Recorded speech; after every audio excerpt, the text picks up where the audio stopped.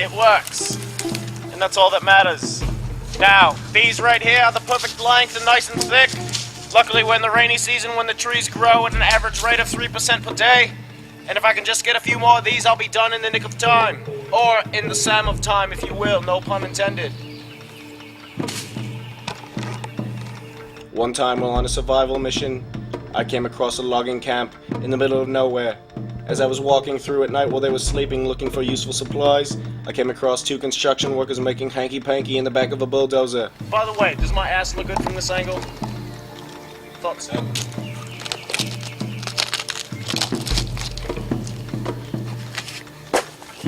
This shelter, compared to the one on night 2, is a little different. This one is more teepee style to where the other is what you call a lean-to, because I just laid a branch parallel as a ridgepole and leaned logs up against it. This one is completely self-supported by that big tree right there.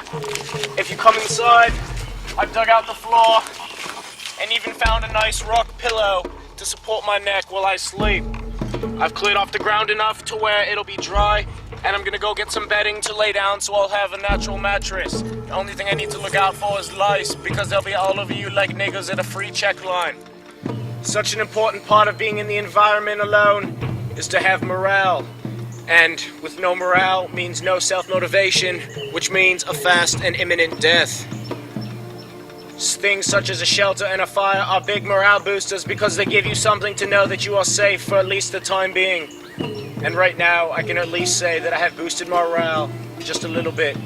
It's like having a boner, but in the inside.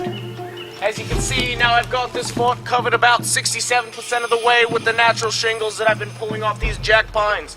But if I want to get a fire going, I need to pick up the pace and finish my shelter, so let's get moving. The shelter is built and ready to go. Now I need to get working on a fire. The sun is rapidly setting, and when you might think you still have an hour of daylight, in reality it is just about 20 minutes. I can see through the back of my shelter that the sun is right at the horizon line, indicating only about another, like I said, 20 minutes of sunlight, so we need to get on the move.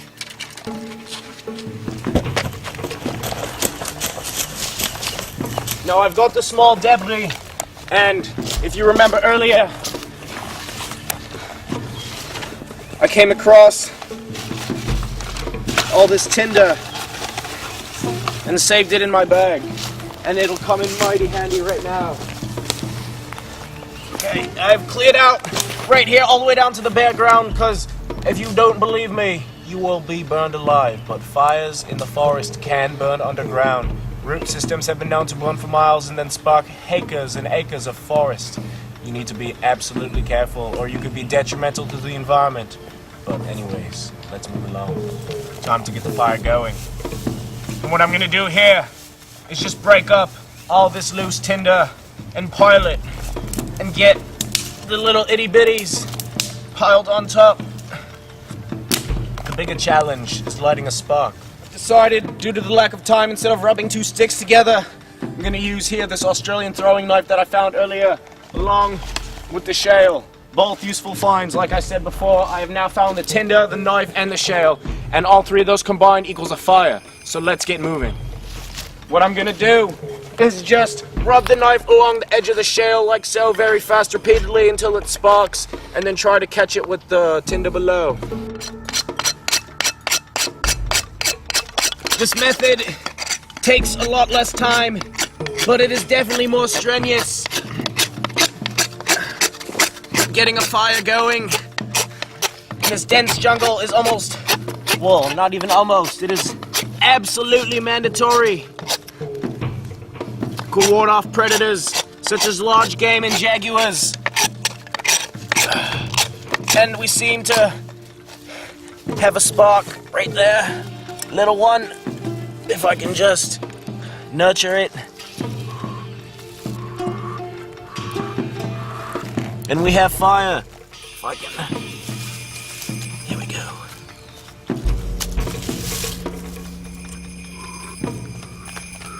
Alas. Man vs. fire. Sam vs. fire. What I can do now is use this slate as a plate, and I'm gonna have to find a way to get some water.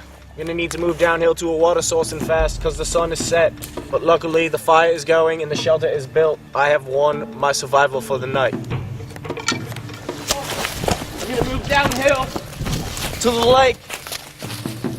Try to find some water. Now, my Gatorade bottle canteen that I found on day one was lost somewhere in the mix, probably hiking up that cliff over that cave. But now, I do not have it. Oh wow. Oh wow, what a great find for the moment. A tin can. This is perfect. The water down there, the words coming out of my mouth stumbling upon this were, the water down there is stagnant, indicating that I cannot just drink it straight from the source. I need to boil it. And with this can, that is exactly what I can do. So let's move, get a glass, and then go make some pine leaf tea. Okay, as you can see by the quality of this water here, the color is brown. Doesn't look like there's anything flowing in or out. Just a cesspool for microbacteria and all kinds of algae. What I need to do is just get down here and fill up the tin can. Oh yes, and the water's nice and warm too. This water's been sitting in the sun all day and is just crawling with bacteria. But once we get back up to the campsite, we can boil it and I can get rehydrated.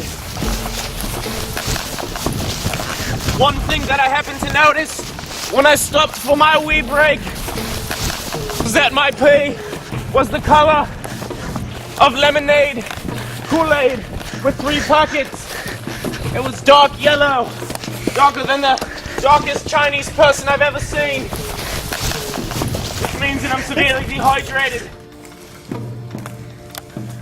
By looking at this fire here, it's getting going pretty nicely. The heat is picking up and there's many, many embers. But a good survival tip is this. I happened to come across a lot of wet debris and put it on my fire, realizing how much smoke I've made. That is a good key hint if you are ever lost in the environment and need somebody to find you. A signal fire is a top 3 choice.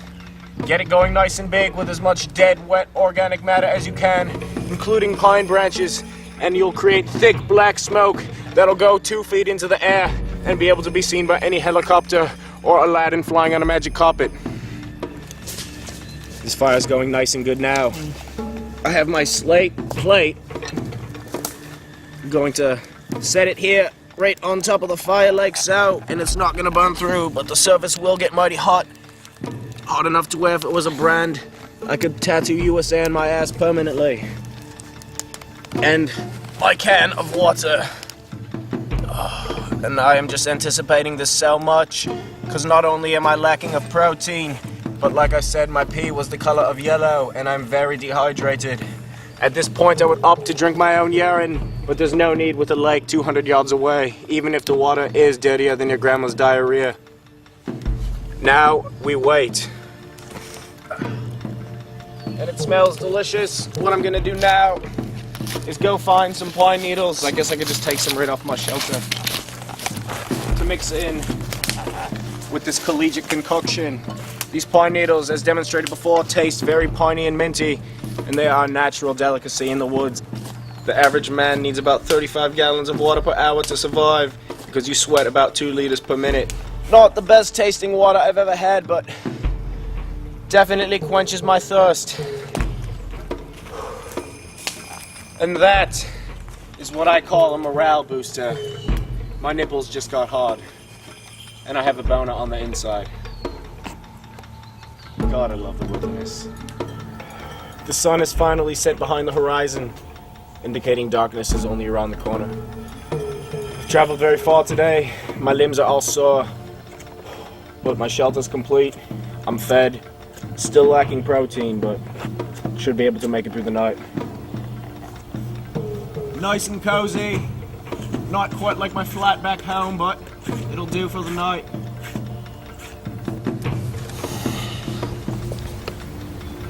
Reflecting on my day. Treacherous, treacherous, treacherous. I feel as though I have become a man. My penis has grown 2 inches, and I'm starting to grow hair on my left butt cheek. Not that I didn't have any hair on my right, but my left has been bare for the past 4 years since it was singed off in an oil rig explosion in the Gulf of New Mexico. Tomorrow lies ahead.